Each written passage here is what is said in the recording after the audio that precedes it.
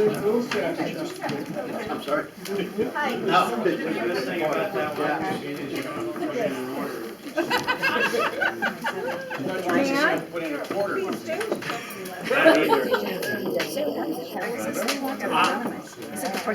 I think it's when I try to get my shirt on the table. Ay. Come on, Rizzo, give me a break. Ay. Weave your way They, back.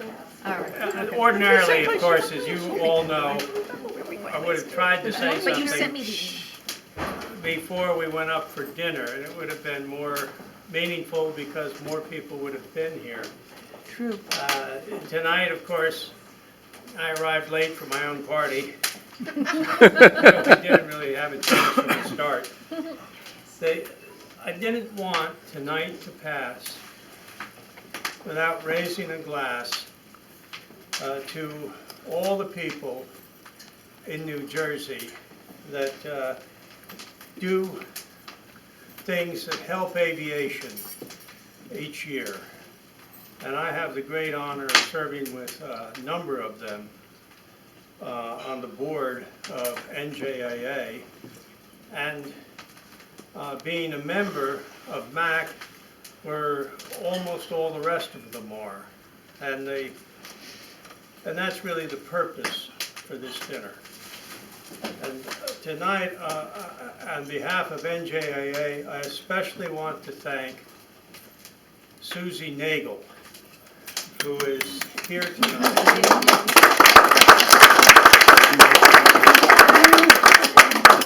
Who has conducted the event of our luncheon at Yasna Polana each year under the most extreme circumstances. You talk about extreme sports. Talk about having to organize out of a totally unorganized, quote-unquote, organization, while involved in litigation to take your property away from you, to take your life and your love away from you, and take away your children's inheritance, and still conducting that wonderful, wonderful luncheon that we had down there. That is an extreme effort, and Susie, I can't let this night pass without raising my glass, especially. Here, here. And she makes a hell of a pecan pie. I'm still alive. The reason that this is happening tonight is that despite all of her efforts, she instructed me to not, 2 years ago, she instructed me not to thank her or make a public spectacle of her at the luncheon. She said, that luncheon is for our membership, and they don't care about your thanking the help, essentially, is what she said, as though she were the help. And so 2 years ago, I got brazen, and I made Ed Nagel stand up. And I thanked him for the loan of his wife. This last year, she abjured me not to do that either. So this is my only chance. And all I can say is that there is no way to say thank you. New Jersey, for the decision that you got on that airport, is not just for the fact that we're going to have Solberg Airport, which as long ago as 1990, when we were serving on the state airport, what is it called, the State Airport System Plan Committee, and we had that independent professional come and tell us Solberg was the most important site for a new airport in New Jersey, for a regional airport. New Jersey finally has a chance to have that airport that it needs. And what it means to businesses and to the employees of those businesses and the jobs it's going to secure in Somerset and Hunterdon and southern Morris County is beyond imagination right now, but it will be phenomenal. And the decision is going to benefit every other airport in the state of New Jersey, maybe every airport in the entire nation, except for Louisiana, which has its own brand of law. I also want to raise a glass to Bill Levins, Glenn Stott, Danny Todd,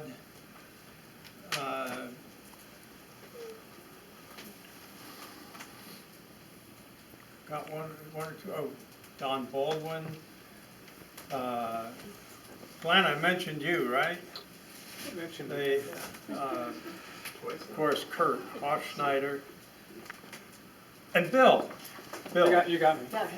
Not you, Bill, the other Bill. Now,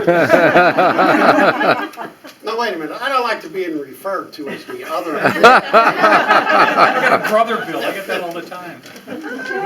We have had a year that is meaningful in the progress of the evolution of aviation in New Jersey. This concept that began with Jax, Elliott, and Penn, and Tom Carver, right, Carol? Tom, right? Has blossomed. It's found its purpose. It's found its means of doing business. Thanks to this new generation of people we have, as guys like Glenn and our treasurer Todd Eamon, we've got a future, and it's going to get better and do more. But this year, those fellows all made it a very purposeful and successful year on behalf of aviation in New Jersey. We hope we're going to end up with new regulations that will make it easier to make improvements to airports, to found new airports and new heliports, and do what Title VI mandates that DOT must do, which is promote the progress and development of aviation in our state. And we have been unceasing in reminding the Commissioner of Transportation that that's his responsibility. And I think despite the multiple changes of commissioners, the message has gotten through. So anyway, to all you guys, you've been terrific, and I thank you. Thank you. Hear, hear. Bill, if you want to say something, you can redeem the day. No, I won't. I'm going to say thank you all for participating in what has become an institution in aviation. I'm very proud, pleased to be involved with this for so many years. And thank you for, and Anne, for being such a wonderful host and hostess and opening your home, opening your heart. Here, here. So, Hear, hear.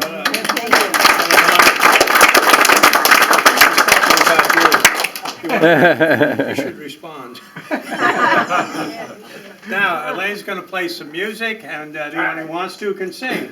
Come on, everybody. I thought we were going to get a Danny Boy. Are we going to get a Danny Boy, or Okay. Try that. Come on, Jack. how about a Danny Boy? how about Danny Boy? And I got How a about good Danny Boy?